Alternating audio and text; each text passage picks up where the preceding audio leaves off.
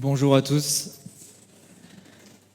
Ça fait du bien de louer Dieu comme ça, tous ensemble. Franchement, ce chant de confession m'a fait vraiment du bien et de savoir que vous tous derrière moi, vous étiez en train de chanter la même chose. Je crois Christ, mon sauveur, et ça a tellement de liens avec ce qu'on va voir aujourd'hui. On est sur la fin de la série de prédications de la table à la mission. Et le week-end prochain, on aura un week-end d'église, donc il y aura, il me semble, pas culte le dimanche ici. Et on est à la fin de notre série de prédications, donc de la table à la mission, où on a pu découvrir comment Jésus veut qu'on le suive et découvrir la fin de son ministère. Alors vous pouvez déjà ouvrir vos Bibles au chapitre 20 de l'évangile de Jean. Et d'une part, je suis super excité par le thème dont on va parler aujourd'hui. Je suis hyper content de vous en parler parce que c'est le meilleur thème de la parole. Mais en même temps, je suis super tremblant parce que c'est l'élément central de notre foi. On va parler aujourd'hui de la résurrection. Et il y a quelques semaines, on a fêté Pâques. Et je ne sais pas si vous vous rappelez, mais Pâques, le dimanche matin, c'était la joie. Et c'était un moment de joie parce que c'est la fin de la souffrance. On a vu pendant plusieurs dimanches combien Jésus a été maltraité, combien il a été humilié, qu'il a souffert, il a été jugé à tort, on l'a vu encore la semaine dernière, et condamné malgré son innocence. Et on s'est réjoui à Pâques parce que c'était la fin de la souffrance. Sauf qu'il y a autre chose. Il y a aussi le fait que Jésus est ressuscité. Et c'est pour ça qu'on s'est réjoui. Et peut-être que tu t'es demandé, mais pourquoi est-ce qu'on en fait autant par rapport à cette résurrection ? Parce que cette résurrection, je ne sais pas comment tu le prends toi, mais c'est quand même quelque chose d'un peu bizarre. Quelqu'un qui est mort et qui revient à la vie. C'est difficile à croire. Pourtant, c'est le point central de notre foi. Et du coup, je vous propose de regarder... Tac. Alors là, on a un petit problème. C'est la semaine dernière, ça. Eh bien, on va faire sans. C'est pas grave. Très bien. Et donc, il va falloir que vous ouvriez grand vos oreilles parce que je vais vous citer quelques petits versets qui ne seront pas affichés, mais c'est pas grave. Je compte sur vous pour tout ça. C'est le point central de notre foi, la résurrection. Et regardez ce que Paul nous dit dans 1 Corinthiens 15 au verset 14. Alors regardez, mais vous ne pouvez pas voir. Si Christ n'est pas ressuscité, notre prédication est donc vaine et votre foi aussi est vaine. Si Christ n'est pas ressuscité, tout ce qu'on fait là, les chants qu'on a pris ensemble avant, ce temps de partage qu'on vit maintenant, si Jésus n'est pas ressuscité, alors il vaut mieux qu'on s'arrête là et que tout le monde rentre chez soi. C'est inutile d'être ici. On insiste beaucoup sur la mort de Jésus, mais souvent on en oublie la résurrection. Et quand on comprend ça, l'importance de la résurrection, et qu'on a du mal à le croire, et bien souvent ce qu'on va faire, c'est qu'on va demander à Dieu un signe. Je ne sais pas si vous vous reconnaissez là-dedans, mais de demander à Dieu, montre-moi un signe que tu existes, que tu es vraiment mort et que tu es vraiment ressuscité. On a envie d'un signe de la part de Dieu. Mais est-ce qu'on a encore besoin d'un signe ?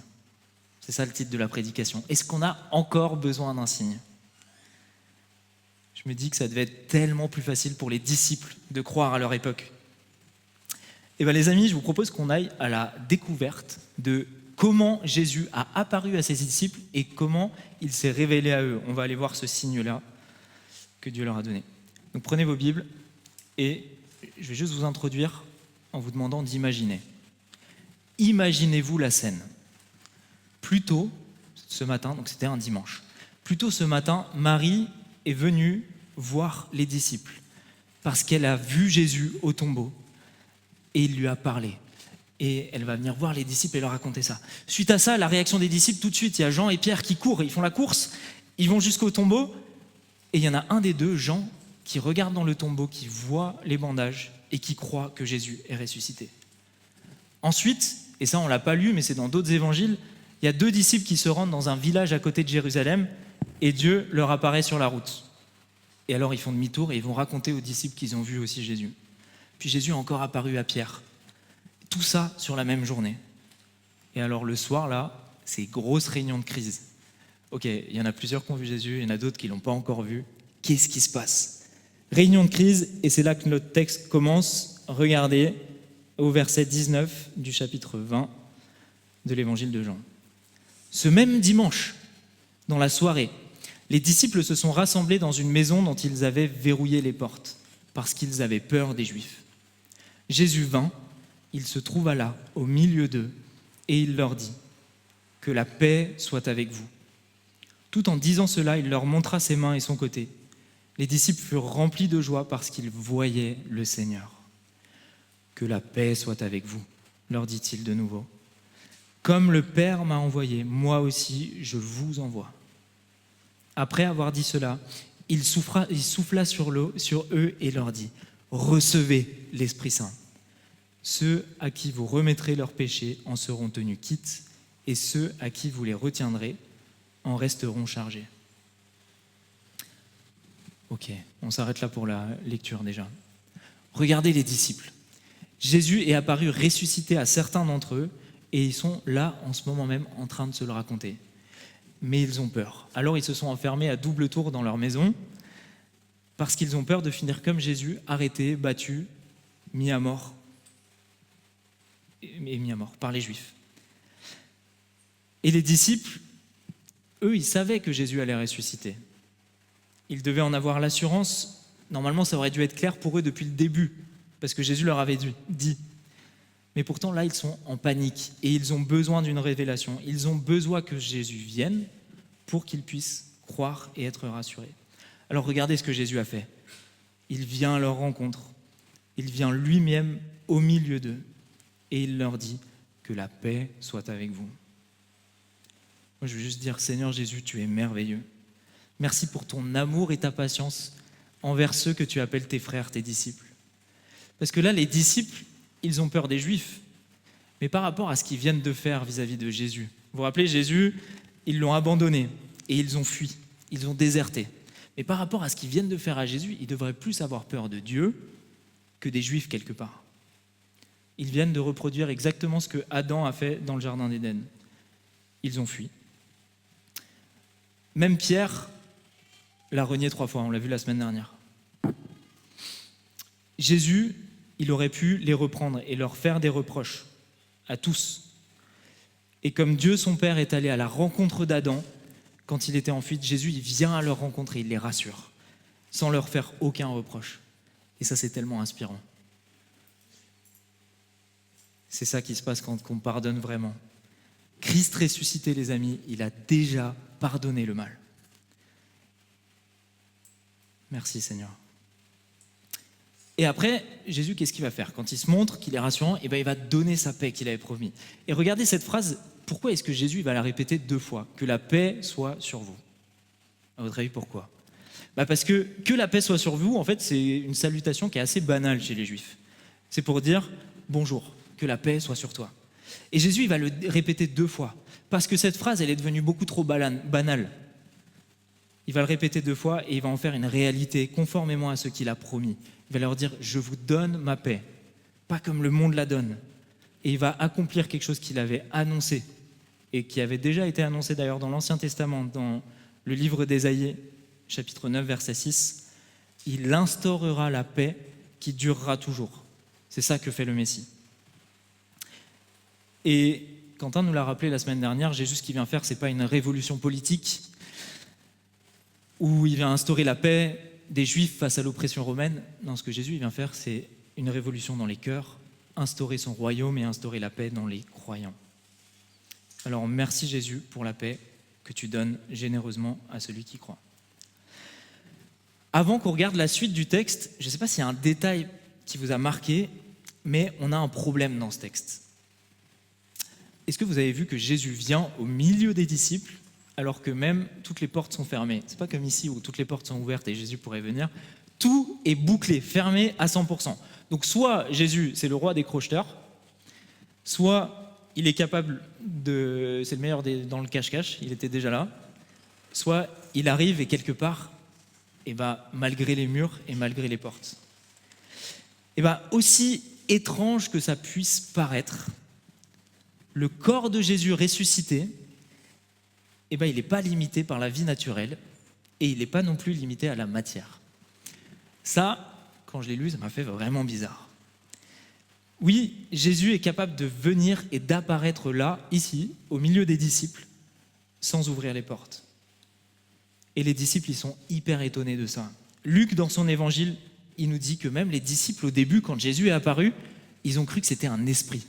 Ils ne se sont même pas dit que c'était Jésus, ils ont cru que c'était un esprit tellement c'était surnaturel qu'il soit là. Et franchement, je crois que ça, au départ, ça m'a fait quelque chose, mais je crois quand même dans quelque chose d'un peu bizarre. Et en fait, je me suis dit, mais si les disciples, ils avaient dû tout inventer de toutes pièces, est-ce que vous croyez vraiment qu'ils auraient inventé ça ? Pourtant, c'est très logique. Si Jésus, il est ressuscité, il est obligé de ressusciter dans un corps qui est glorifié et incorruptible, un corps qui ne vieillit pas, qui n'est pas soumis aux choses terrestres et qui n'est pas voué à la mort. C'est ça le miracle de la résurrection. Et quelque part, c'est logique. Si on parle de la vie éternelle, on a besoin d'un corps qui ne peut pas mourir. Et c'est ça le corps de Jésus. Alors j'ai conscience que c'est un peu particulier, pour ça je vous avais sélectionné un petit verset que je vais vous lire. C'est dans 1 Corinthiens 15. Et si jamais vous avez envie vraiment de creuser ce sujet, la Bible en parle, et c'est dans le chapitre 1 Corinthiens 15. Ce que je dis, frères et sœurs, c'est que notre corps de chair et de sang ne peut pas accéder au royaume de Dieu. Notre corps actuel, là, il ne peut pas accéder au royaume de Dieu. Ce qui est corruptible ne peut pas avoir part à l'incorruptibilité. Alors je vais vous révéler un mystère. Nous ne passerons pas tous par la mort, mais nous serons tous transformés. Et en un instant, en un clin d'œil au son de la trompette dernière. Ce que ce texte nous dit, c'est que quand Jésus reviendra, les corps ressusciteront et que ceux qui ne sont pas encore morts, ils seront eux-mêmes transformés par rapport à tout ça. Alléluia. Et j'aimerais insister sur un point par contre. C'est que, attention, dans tout ce que je dis là, je ne suis pas en train de dire que Jésus c'est un fantôme ou que c'est juste un esprit. Non. Et ce serait une très grave erreur de penser ça.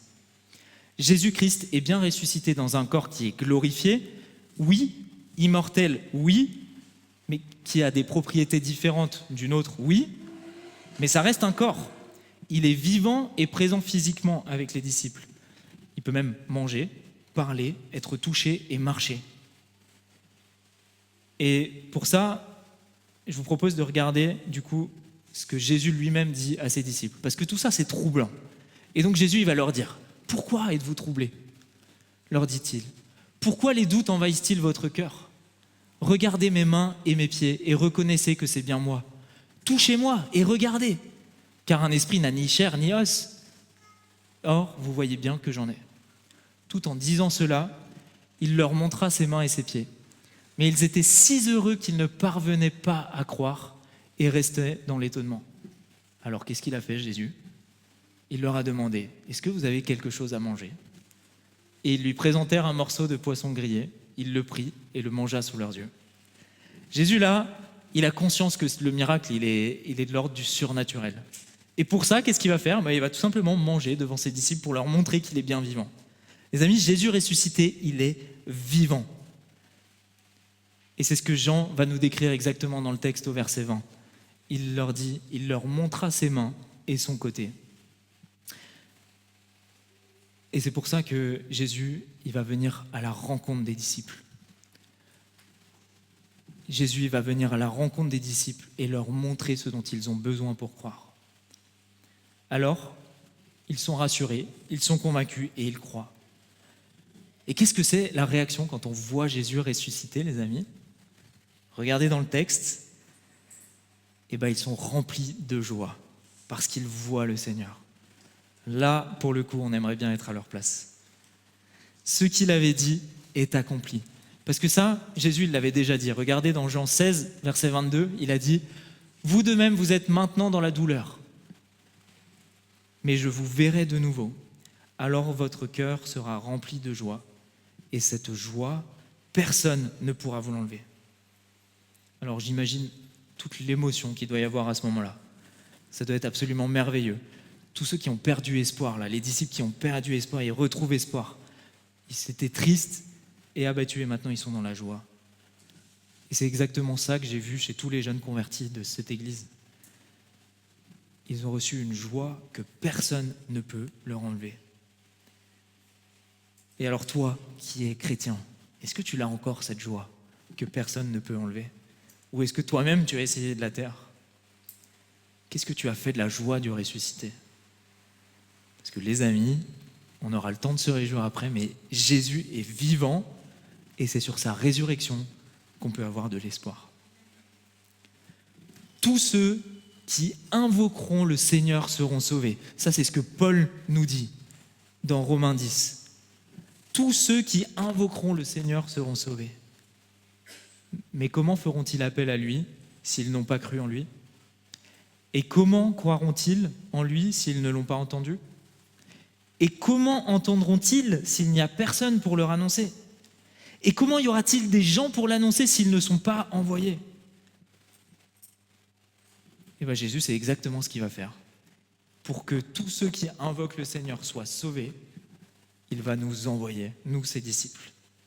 Et il dit au verset 21, « Comme le Père m'a envoyé, moi aussi je vous envoie. » Et j'aimerais juste qu'on se rappelle un petit peu ce que Jésus a dit lui-même à Marie un peu plus haut dans le chapitre. Il lui a dit, va trouver mes frères et dis-leur de ma part, je monte vers mon Père qui est votre Père, vers mon Dieu qui est votre Dieu. Les amis, si Jésus est venu sur terre, c'est pour que les hommes soient réconciliés avec son Père, avec Dieu. Et que les hommes qui étaient rebelles, ils puissent avoir de nouveau accès à Dieu, leur Père. Et c'est pour ça que Jésus nous appelle ses frères. Oui, Dieu a tant aimé le monde qu'il a envoyé Jésus, son Fils, pour sauver et ramener les hommes rebelles, comme nous, à la maison, chez leur Père. Et ensuite, le Père et le Fils, ensemble, ils vont envoyer le Saint-Esprit dans le monde pour accomplir ce plan. Et toute la Trinité entière, elle va envoyer les disciples, les chrétiens, pour qu'on puisse ramener les perdus à la maison.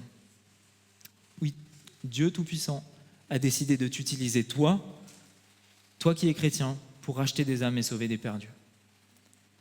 Et regardez ce que Jésus il a dit dans Matthieu 28 à ses disciples. Il leur a dit, « J'ai reçu tout pouvoir dans le ciel et sur la terre. Allez donc dans le monde entier, faites des disciples parmi tous les peuples, baptisez-les au nom du Père, du Fils et du Saint-Esprit, et enseignez-leur à obéir à tout ce que je vous ai prescrit. Et voici, je suis moi-même avec vous tous les jours jusqu'à la fin du monde. » La mission de Jésus, elle est accomplie dans sa résurrection. Et c'est maintenant à nous d'aller annoncer cette bonne nouvelle. Et quand Jésus nous envoie, ce qu'il fait là, c'est qu'il nous donne l'autorisation d'y aller. Même plus que l'autorisation, il nous donne le commandement d'y aller. Et il nous transfère cette mission, que lui, il a reçue du Père, il a accompli sa mission à lui, maintenant il nous donne une mission. Alors les amis, quand il s'agit d'aller annoncer le royaume de Dieu, il faut qu'on ait un petit peu de courage. Parce que Jésus nous a donné l'autorisation et le commandement d'aller annoncer son royaume. Et regardez, il nous fait la promesse dans le verset de tout à l'heure d'être avec nous tous les jours dans le cadre de cette mission. Ce n'est pas notre charisme ou notre présence qui va faire la différence auprès des gens, mais c'est la présence de Dieu et ce qu'on va proclamer en son nom. À la base, on est tous des cassés que Dieu a restaurés. Et c'est comme ça qu'il a choisi de parler à toutes les nations du monde. Et c'est un peu particulier pour moi de vous expliquer ça, parce que c'est pas toujours très simple, et je pense pas toujours très simple pour Quentin non plus, de se présenter ici devant vous. Qui est-ce qu'on est pour vous parler de cette manière-là? Humainement, on n'est même pas digne de vous annoncer toutes ces choses. Mais c'est parce que Jésus nous a transformés et qu'il nous a envoyés qu'on est là. C'est sa présence qu'on veut refléter, c'est sa présence qui est parmi nous et c'est ça qui est important. Et toi aussi, de la même manière, Dieu veut t'utiliser et te donner une nouvelle vie.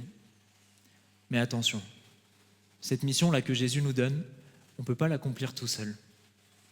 Ce n'est pas possible pour le croyant d'aller accomplir cette mission par ses propres forces.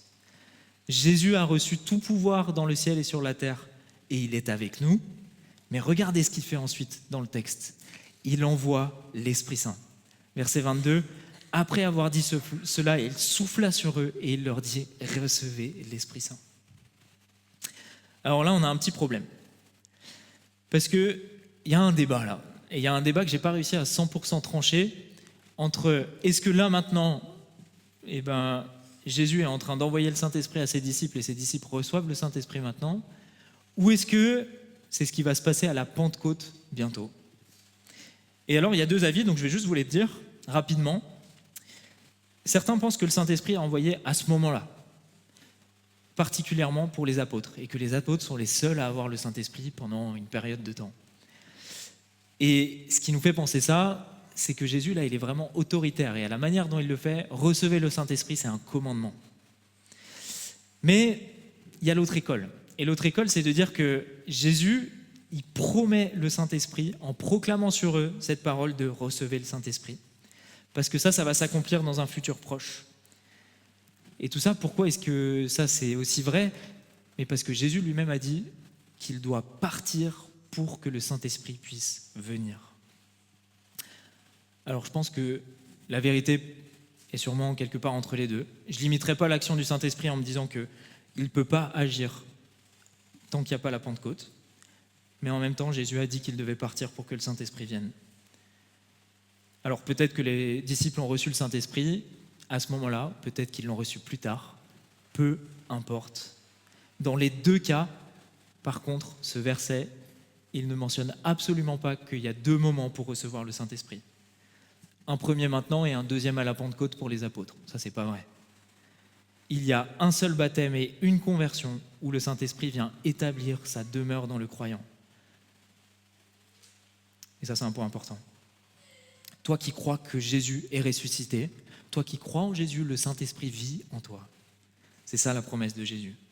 Peut-être que toi, des fois, tu cherches à le contrôler ou à l'étouffer, mais il est là. Et si tu te poses la question, sois rassuré, si tu crois que Jésus-Christ est ressuscité, le Saint-Esprit vient en toi. Et ce qui est important, c'est la phrase qu'il y a juste après dans le texte. Regardez, toujours dans le même verset. « À qui vous pardonnerez les péchés, ceux-ci seront pardonnés, et à qui vous les retiendrez, ils seront retenus. » Bizarre cette phrase. Ce que Jésus est en train de nous dire, il n'est pas en train de nous dire qu'on a le rôle de Dieu et qu'on est capable de dire qui est pécheur et qui ne l'est pas. On ne peut pas décider qui sera sauvé et qui ne le sera pas. Ce qu'il nous dit, c'est qu'on a le rôle de proclamer la vérité et d'ouvrir nos bouches pour annoncer le royaume de Dieu. Notre rôle, c'est de proclamer que ceux qui viendront au Seigneur seront pardonnés et que ceux qui ne viendront pas au Seigneur seront retranchés. Et malheureusement, proclamer la vérité comme je viens de le faire, parfois c'est risquer de condamner l'autre s'il décide de ne pas croire en Jésus et en sa résurrection. Et c'est ce qui m'est arrivé cette semaine. Cette semaine, j'ai traversé la France pour aller voir une personne qui m'inquiétait.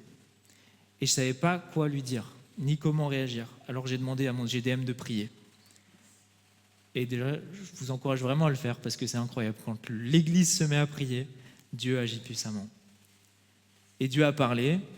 J'ai pu voir le miracle de la personne que j'avais en face de moi ouvrir les yeux face aux mensonges. Une personne qui était empêtrée dans ses mensonges. Vraiment, il y a de la boue qui s'est enlevée de ses yeux et elle a commencé à voir et à comprendre. Et elle a compris que son problème, ce n'était pas juste sa situation, mais que le problème de fond, c'était son péché et son éloignement de Dieu. Et vraiment, j'ai eu ce miracle de voir que cette personne a commencé à voir que toute sa vie était un mensonge. Et ça a été une découverte pour cette personne. Et il y a des larmes qui ont coulé. Et à la fois, ça a été très très fort, parce que cette personne-là, elle a réalisé tout ça, et elle n'a pas arrêté de me remercier. Mais moi, je lui ai dit, mais c'est pas moi, c'est Dieu qui t'a ouvert les yeux. Mais à la fois, je suis rentré perplexe, parce que je sais très bien que cette personne, pour l'instant, elle n'a pas changé. Pour l'instant, elle n'est pas retournée à Dieu. Et ça me fait de la peine. Quelque part, ce que le Saint-Esprit a dit au travers de moi risque de le condamner. Parce que Jésus a parlé et que la personne n'a peut-être pas voulu entendre. Et ça me peine parce que moi j'aime vraiment cette personne. Mais c'est exactement comme ça que Jésus-Christ a décidé de se révéler. C'est en utilisant des personnes, en utilisant les disciples pour aller et annoncer la vérité. Proclamer la vérité avec amour, c'est la meilleure chose que nous puissions faire, même si ça peut aller jusqu'à condamner la personne quelque part. et derrière, on n'est absolument pas responsable de la manière dont la personne va répondre. Ce dont on est responsable, c'est de continuer à annoncer cette vérité. Et je vais juste vous partager que ça a été hyper encourageant pour moi. Parce qu'en fait, j'y suis allé en sachant absolument pas quoi faire. Mais j'ai découvert que, en fait, tout ce que nous dit le Seigneur, là, le fait que le vrai problème du fond, c'est le péché, et bien en fait, quand on va traiter ce problème-là, tout le reste s'éclaircit. Et ça a été tellement bénéfique pour moi. Je vais juste vous partager ça. Ok.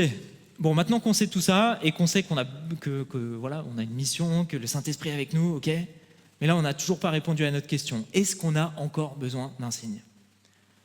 Parce que oui, c'est difficile à croire et on a besoin d'un signe. Et les disciples, eux, ils ont eu de la chance.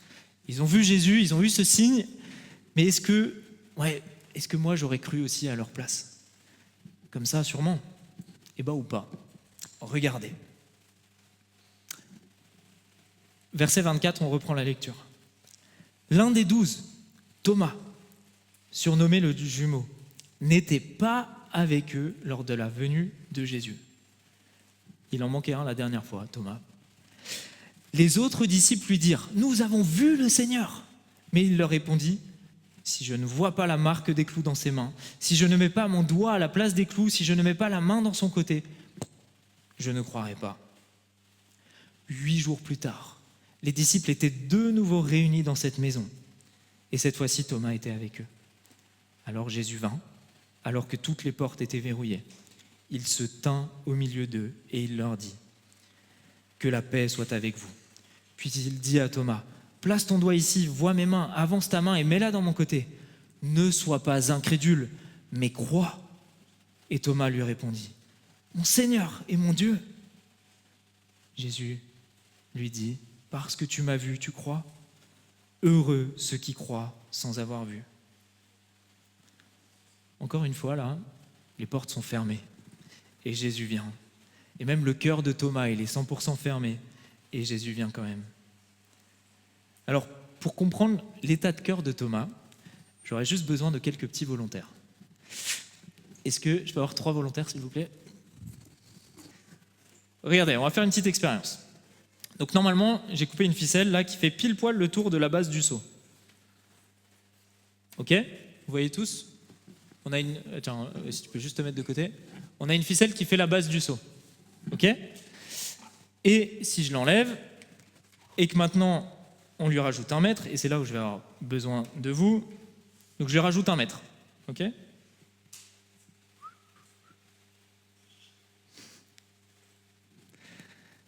Et maintenant, les gars, j'ai besoin de vous pour faire un cercle autour. Hop. Et Sidney, toi, tu vas mesurer l'écart entre le seau et le cercle, à la base. Ouais, normalement, ça fait 15 cm. Ça fait 15 cm. Ok, 15 cm. Bon, super. Très bien, merci beaucoup. Ok, j'ai rajouté 1 mètre, et la corde s'est éloignée de 15 cm. Ok ?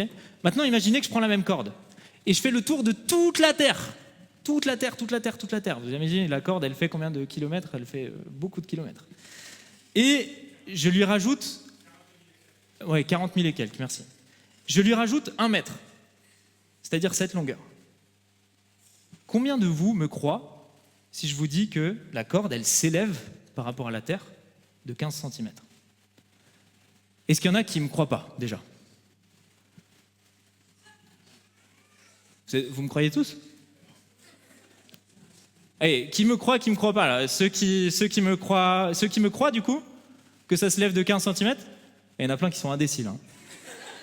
Compliqué. Ok, il y en a 4-5 qui croient. Qui est-ce qui ne me croit pas ? Ouais, en général, normalement, c'est la grande majorité. Et bien, il y a une formule mathématique toute simple. Mais vraiment toute simple. Que je ne vais pas prendre le temps de vous expliquer là, mais... qui nous démontre que vraiment, si on fait 12 000 km², 40 000 km de corde et qu'on rajoute 1 mètre, et ben oui, ça va s'élever de la même hauteur que là, ça s'est élevé. Ça, c'est bizarre. C'est vraiment bizarre. Et certains d'entre nous sont tellement obstinés que je sais très bien ce qu'ils vont faire ce soir. ils vont prendre leur table ronde et ils vont faire un tour, et hop, on rajoute un mètre et voir de combien ça s'écarte. Pourquoi est-ce que je vous dis ça? Mais parce que nous, on est incapable de croire ce genre de choses. Et on va aller toujours plus loin. On va aller, mais jusqu'à faire mais on ne peut pas faire le tour de la Terre avec une corde. On décide tous de croire en quelque chose au final. Et croyez-moi les amis, là, c'est complètement illogique de ne pas croire à ce que je vous ai dit, parce qu'il y a une formule mathématique toute simple qui vous l'explique. On décide tous de croire en quelque chose au final. Décider de ne pas croire, c'est croire qu'il n'y a rien. Et ça n'a rien de plus intelligent, ni de plus rationnel que de croire en Jésus. Et c'est exactement pour ça que Jean nous raconte l'histoire de Thomas. Parce que Thomas, son problème, ce n'est pas les mathématiques, c'est la résurrection. Et c'est pour ça que son histoire nous est racontée. Si vous vous rappelez, Jean, c'est le premier des disciples à croire à la résurrection, alors qu'il n'avait même pas vu Jésus. Et ce Jean-là, il sait que pour tous ses confrères, tous les autres disciples, ça a été un struggle, une difficulté pour lui. Et c'est pour ça qu'il a décidé de nous le raconter à nous, parce qu'il sait que c'est difficile de croire à la résurrection. Et du coup, il va insister sur le fait que Thomas, lui, il a entendu tous les témoignages. C'est vraiment le sceptique des sceptiques. Et il insiste sur le fait qu'il est resté sur ses dispositions, sur ses positions, et qu'il a même fixé ses conditions pour croire. Si je ne vois pas, et même plus, si je ne mets pas mes mains dans les trous, dans les plaies, je ne croirai pas. Et il y a 8 jours qui sont passés depuis la déclaration de Thomas, et 8 jours où Thomas, il doute. Et même plus qu'il doute, il ne croit pas. Et là, il se retrouve à nouveau, Jésus vient, il leur dit que la paix soit sur vous, puis il se tourne vers Thomas, parce qu'il sait exactement le problème de Thomas, l'incrédulité, et il va lui dire exactement ce qu'il a besoin d'entendre. Ne sois pas incrédule, mais crois. Littéralement dans le grec, c'est arrête de ne pas croire, mais crois. Arrête de ne pas croire dans la formule mathématique, mais crois. Ça y est, arrête. Je suis là en chair et en os. Et ce qui est incroyable, enfin je ne devrais pas dire incroyable, ce qui est remarquable, c'est que Thomas, il ne fait même pas tous ces tests. Juste sur la base des mots de Jésus, on sait qu'il dit « mon Seigneur et mon Dieu ». Parce que là, c'est très improbable dans le texte qu'il ait eu le temps de faire toutes ces choses-là. Rien ne dit qu'il l'a peut-être fait après, bien sûr. Mais Jésus a touché le 1000. Il vient, il se montre et il lui dit « maintenant, arrête de douter, mais crois ». C'est les mots de Jésus qui l'ont plus convaincu, et sa présence. Et tous ces mots de Jésus, là, s'ils ont été écrits pour Thomas, c'est qu'ils ont aussi été écrits pour toi qui doutes. Arrête de ne pas croire, mais crois. Toutes ces choses ont été écrites. Elles sont vraies et vérifiables. C'est pour ça qu'il y a un Thomas qui est venu, qu'il a voulu le vérifier et que ça a été écrit. Alors peut-être que vous avez déjà entendu cette phrase. Alors moi, je suis comme saint Thomas, je crois que ce que je vois. Et je crois que tout ce qu'on doit répondre à une personne qui nous dit ça, c'est justement, on doit croire. Parce que Thomas, il a dit ça. Donc si lui, il a dit ça, qui suis-je pour me permettre de remettre en question encore ce que lui-même a analysé? La réaction de Thomas, elle ne doit pas nous laisser indifférents. Parce que Thomas, s'il était sceptique, je pense que c'est parce qu'il avait compris quelque chose de plus que les autres même. Regardez sa réaction. Il dit « mon Seigneur et mon Dieu ». Mon Seigneur, c'est assez normal. Et ce n'est pas le premier à l'appeler comme ça. Mais par contre, mon Dieu, ça c'est une première. Personne ne s'est adressé à Jésus de cette manière avant. Celui qui doute, quand il voit que Jésus est ressuscité, sa réaction tout de suite, c'est de dire quoi? Qu'il est Dieu. C'est incroyable. J'imagine Thomas qui réfléchissait à toutes ces choses, qui s'est dit, punaise, mais c'est celui qui m'a lavé les pieds, qui est Dieu lui-même.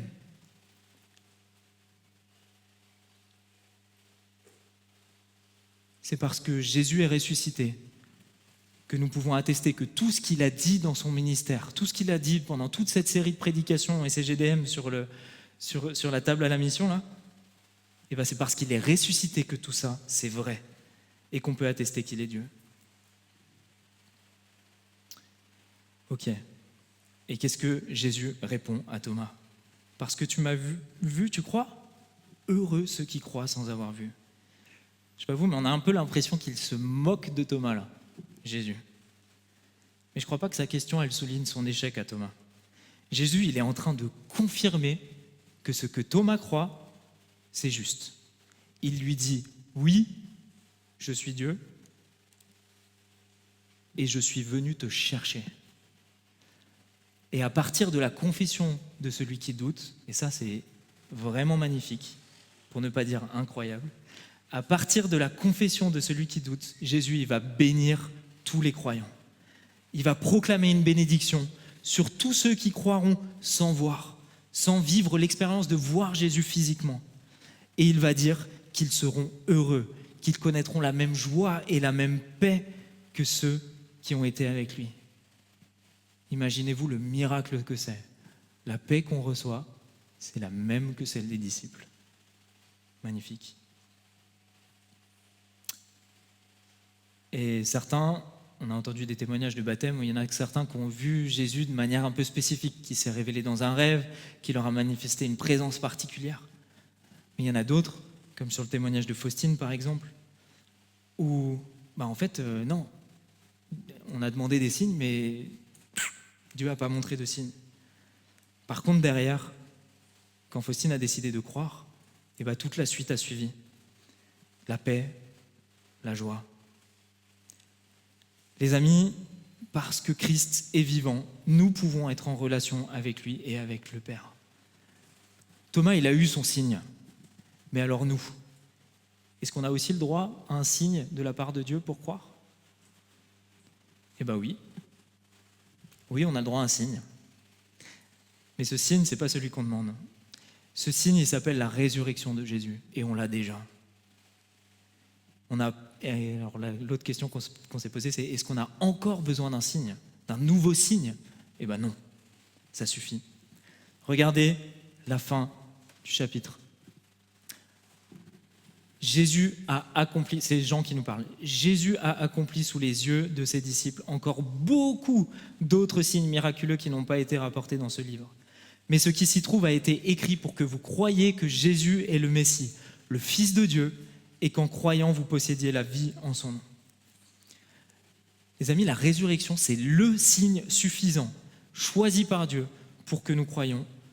Et ce qui est écrit là, c'est écrit pour qu'on croie que Jésus est l'envoyé de Dieu, de un, mais de Dieu qu'il est aussi le Fils de Dieu, de deux, qu'il est le Fils de Dieu.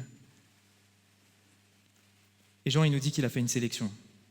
Tellement d'autres choses à raconter par rapport à Jésus. Mais il veut qu'on le sache. La sélection qu'il a faite est suffisante pour qu'on croie que Jésus est le Messie et le Fils de Dieu. Le point le plus important, ce signe-là, c'est la mort et la résurrection de Christ. Alors si tu veux découvrir ce signe, ça se passe dans la Bible, ça se passe dans l'Écriture, et nous, l'Église, on peut t'accompagner pour ça.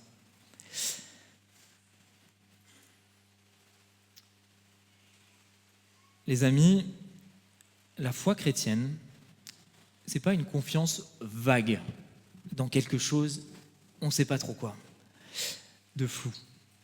La foi chrétienne, c'est une croyance qui est confirmée avec du contenu derrière, avec de la vérité. Vous savez, quand les gens disent « Ah, toi, t'as la foi ? Ah, super, c'est bien d'avoir la foi. Moi aussi, j'ai la foi. Mais t'as la foi, mais c'est quoi la foi ? La foi en qui ? La foi en quoi ? » Nous, les chrétiens, nous avons foi en un Dieu vivant et des actes concrets qui ont eu lieu et qui ont été écrits. Une personne, Jésus, et ce qu'il a accompli, sa mort et sa résurrection. C'est ça notre foi. Alors si tu penses avoir la foi, mais que tu crois que Jésus n'est pas ressuscité, je suis obligé de te dire ce qui est dit dans ce verset. Si Christ n'est pas ressuscité, ta foi est une illusion et tu es encore sous le poids des péchés. Parce qu'on parle beaucoup de la mort de Christ, mais on ne peut pas croire qu'à cette partie de l'évangile. Christ est mort pour nos péchés, oui, et ça fait du bien de le réaliser, parce qu'il vient pour nous libérer d'un poids, mais il nous libère de rien du tout s'il n'est pas ressuscité.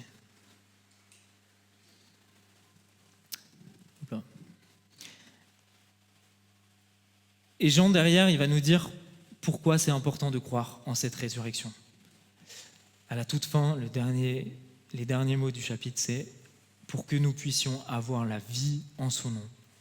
Le résultat de la foi, le fait de croire en Jésus ressuscité, c'est la vie en son nom. C'est le don que Dieu te donne, la vie. Et la vie, c'est un thème central dans tout l'évangile de Jean. Jésus lui-même a dit « Je suis le chemin, la vérité et la vie. Nul ne vient au Père sans passer par moi. » Et il a aussi dit ce que c'est la vie. La vie éternelle, c'est te connaître toi, le Dieu véritable, et celui que tu as envoyé, Jésus-Christ. On a besoin d'un signe pour croire, et Dieu nous l'a déjà donné, en envoyant Jésus-Christ, son Fils, par amour pour nous, mourir à cause de nos fautes, et ressusciter pour nous donner la vie avec abondance. C'est ce signe-là dont nous avons besoin pour croire et pour vivre notre foi. Et je vais conclure en disant que Jésus, vous ne l'avez pas vu, et pourtant vous l'aimez. Mais en plaçant votre confiance en lui, sans le voir encore, vous êtes remplis de joie, d'une joie glorieuse et inexprimable, car vous obtenez en retour votre salut, qui est le but de la foi. Alors maintenant, ce que je vous propose, c'est de prendre le temps de répondre à ce que le Saint-Esprit nous dit dans ce texte. Déjà toi qui ne crois pas et qui demande un signe à Dieu pour croire, tu n'as pas encore besoin d'un nouveau signe. Christ est déjà ressuscité. C'est plus le moment d'attendre une révélation de Dieu. Déjà, Jésus s'est révélé et il veut entrer en relation avec toi. Et nous, on peut t'accompagner pour ça.